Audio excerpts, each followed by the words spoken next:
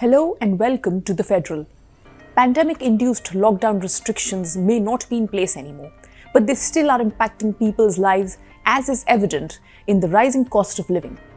Amid cash-strapped budgets, labor scarcity, supply chain disruptions, and increasing oil prices, inflation is touching the sky globally. Inflation in India is presently within the threshold limits of 2 to 6% as set by the Reserve Bank of India. But it is gradually rising.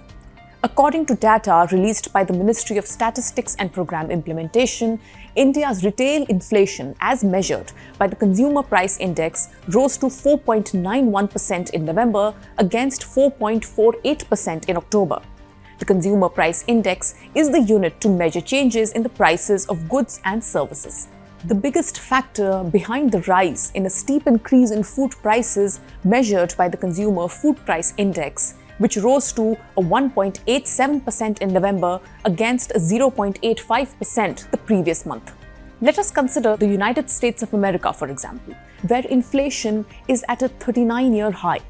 The Bureau of Labor Statistics in the US recently said that the inflation rate in the country had increased at a shocking rate of 6.8% over 12 months.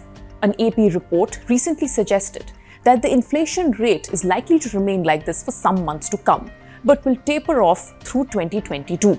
Significantly, the factors driving up inflation in the US are much similar to those in India since they drive up oil prices. These would include supply chain disturbances, high input costs, and unstable oil prices.